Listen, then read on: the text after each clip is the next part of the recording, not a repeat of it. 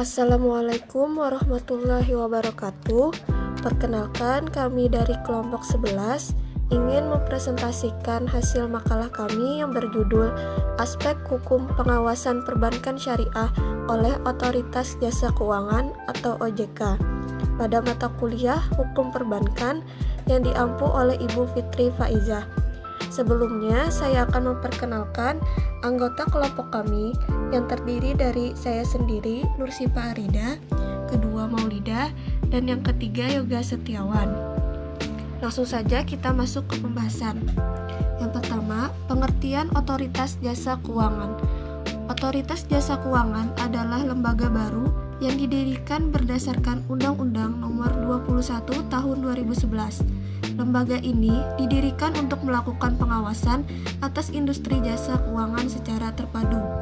Otoritas Jasa Keuangan adalah sebuah lembaga pengawas jasa keuangan seperti industri perbankan, pasar modal, reksadana, perusahaan pembiayaan, dana pensiun, dan asuransi yang sudah harus terbentuk pada tahun 2010. Keberadaan Otoritas Jasa Keuangan atau OJK ini sebagai suatu lembaga pengawas sektor keuangan di Indonesia perlu untuk diperhatikan karena harus dipersiapkan dengan baik segala hal untuk mendukung keberadaan OJK tersebut. Apa itu Otoritas Jasa Keuangan? Dengan kata lain dapat diartikan bahwa Otoritas Jasa Keuangan adalah sebuah lembaga pengawasan jasa keuangan seperti industri perbankan, pasar modal, reksadana, perusahaan pembiayaan, dana pensiun, dan asuransi. Pada dasarnya, Undang-Undang tentang OJK ini hanya mengatur mengenai pengorganisasian dan tata pelaksanaan kegiatan keuangan dari lembaga yang memiliki kekuasaan di dalam pengaturan dan pengawasan terhadap sektor jasa keuangan. Oleh karena itu, dengan dibentuknya OJK diharapkan dapat mencapai mekanisme koordinasi yang lebih efektif di dalam penanganan masalah-masalah yang timbul di dalam sistem keuangan. Dengan demikian, dapat lebih menjamin tercapainya stabilitas sistem keuangan dan adanya pengaruh dan pengawasan yang lebih terintegrasi. Dasar Hukum Otoritas Jasa Keuangan.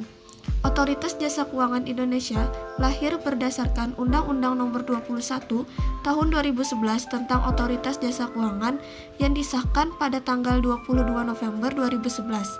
Alasan pembentukan OJK antara lain adalah makin kompleks dan bervariasinya produk jasa keuangan, munculnya gejala konglomerasi perusahaan jasa keuangan, dan globalisasi industri jasa keuangan. Menurut Pasal 4 Undang-Undang OJK, Otoritas Jasa Keuangan dibentuk dengan tujuan agar keseluruhan kegiatan jasa keuangan di sektor jasa keuangan seperti yang pertama, terselenggara secara teratur, adil, transparan, dan akuntabel. Yang kedua, mampu mewujudkan sistem keuangannya tumbuh secara berkelanjutan dan stabil. Dan yang ketiga, mampu melindungi kepentingan konsumen dan masyarakat. Pembahasan selanjutnya akan dijelaskan oleh teman saya. Assalamualaikum warahmatullahi wabarakatuh. Perkenalkan, nama saya Maulida. Di sini saya ingin melanjutkan penjelasan dari teman saya Nursipa Arida. Yang selanjutnya, dasar hukum Otoritas Jasa Keuangan. Berdasarkan pasal 34 Undang-Undang Nomor 3 Tahun 2004 tentang perubahan atas Undang-Undang Nomor 23 Tahun 1999 tentang Bank Indonesia, pemerintah diamanatkan membentuk lembaga pengawas sektor jasa keuangan yang independen selambat-lambatnya akhir tahun 2010 dengan nama Otoritas Jasa Keuangan. Akhirnya OJK Indonesia lahir berdasarkan Undang-Undang Nomor 21 Tahun 2011 tentang Otoritas Jasa Keuangan yang disahkan pada tanggal 22 November 2011, yang landasan kerja, tugas pokok dan fungsi serta kewenangan dan hal-hal lain tentang lembaga ini diatur oleh undang-undang tersebut. Latar belakang pembentukan Undang-Undang Otoritas Jasa Keuangan. Perspektif teori Gilding. Teori Gilding mengajarkan bahwa agar peraturan perundang-undangan mempunyai landasan berlaku yang baik, maka harus dipenuhi 3 macam landasan. yaitu landasan berlaku secara yuridis, landasan berlaku secara sosiologis, dan landasan berlaku secara filosofis. Latar belakang pembentukan Undang-Undang Otoritas Jasa Keuangan Perspektif Teori Gelding. Landasan yuridis. Secara yuridis, pembentukan Undang-Undang OJK dilandasi oleh Undang-Undang Nomor 3 Tahun 2004 tentang Bank Indonesia. Hal ini secara tegas diatur dalam ketentuan pasal 34 Undang-Undang Nomor 3 Tahun 2004 tentang Bank Indonesia yang mengamanatkan pembentukan lembaga pengawas sektor jasa keuangan yang mencakup perbankan, asuransi, dana pensiun, sekuritas, modal ventura, dan perusahaan pembiayaan serta badan-badan lain yang menyelenggarakan pengelolaan dana masyarakat. Selengkapnya bunyi ketentuan pasal 34 Undang-Undang Nomor 3 Tahun 2004 tentang Bank Indonesia adalah: A. Tugas mengawasi bank akan dilakukan oleh lembaga pengawas sektor jasa keuangan yang independen dan dibentuk dengan undang-undang. B. Pembentukan lembaga pengawas sebagaimana dimaksud pada ayat 1 akan dilaksanakan selambat-lambatnya 31 Desember 2002. Latar belakang pembentukan Undang-Undang Teori Jasa Keuangan Perspektif Teori Gelding. Landasan sosiologis. Secara singkat, landasan sosiologis ini dapat dijelaskan bahwa peran pengaturan dan pengawasan yang dilakukan oleh OJK harus diarahkan untuk menciptakan efisiensi, persaingan yang sehat, perlindungan konsumen, serta memelihara mekanisme pasar yang sehat.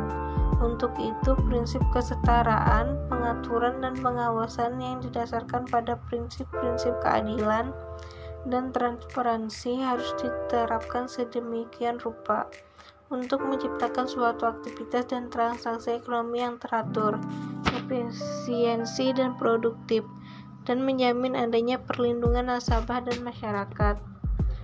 Latar belakang pembentukan Undang-Undang Otoritas Jasa Keuangan Perspektif Teori Gelding. Yang landasan filosofis. Mengenai landasan filosofis ini dapat dikemukakan bahwa OJK dibentuk dengan tujuan agar keseluruhan kegiatan jasa keuangan di dalam sektor jasa keuangan dapat terselenggara secara teratur, adil, transparan, dan akuntabel, serta dapat mewujudkan sistem keuangan yang tumbuh secara berkelanjutan dan stabil.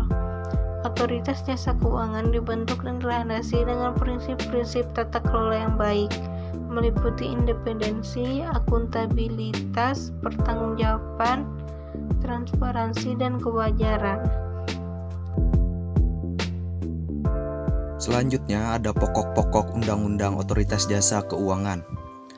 Lembaga Otoritas Jasa Keuangan atau OJK telah didirikan dengan Undang-Undang Nomor 21 Tahun 2011.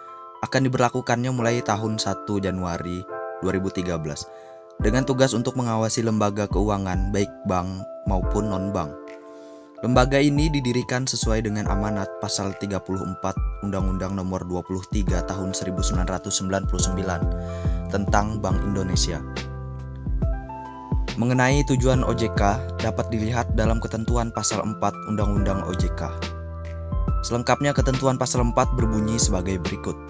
OJK dibentuk dengan tujuan agar keseluruhan kegiatan di dalam sektor jasa keuangan terselenggara secara teratur, adil, transparan, dan akuntabel. Mampu mewujudkan sistem keuangan yang tumbuh secara berkelanjutan dan stabil, dan mampu melindungi kepentingan konsumen dan masyarakat. Untuk melaksanakan tugas pengawasan, OJK mempunyai beberapa wewenang, antara lain melakukan pengawasan, pemeriksaan, penyidikan, perlindungan konsumen, dan tindakan lain terhadap lembaga jasa keuangan.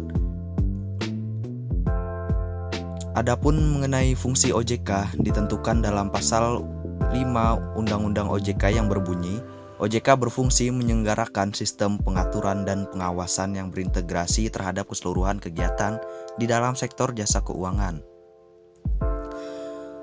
Pengawasan perbankan syariah oleh Otoritas Jasa Keuangan.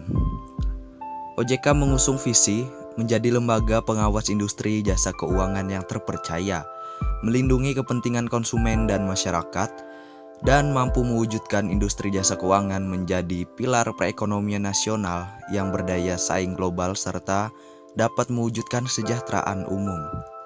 Dengan visi OJK tersebut, selanjutnya misi lembaga yang diusung adalah yaitu mewujudkan terselenggaranya seluruh kegiatan di dalam sektor jasa keuangan secara teratur, adil, transparan, dan akuntabel. Mewujudkan sistem keuangan yang tumbuh secara berkelanjutan dan stabil, dan melindungi kepentingan konsumen dan masyarakat.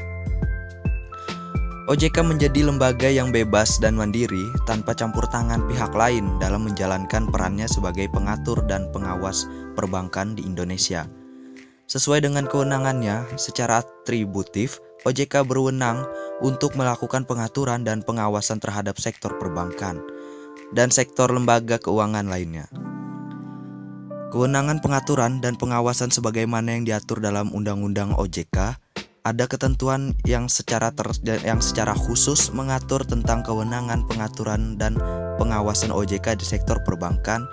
Ada pula ketentuan tentang pengaturan dan pengawasan OJK pada dua sektor, yaitu sektor perbankan dan lembaga jasa keuangan bukan bank lainnya.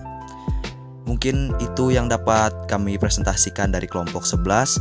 Saya atas nama kelompok 11 terima kasih atas perhatian teman-teman semua. Mohon maaf jika ada salah kata dalam penyampaian materi kami. Wabillahi taufiq wal hidayah. Wassalamualaikum warahmatullahi wabarakatuh.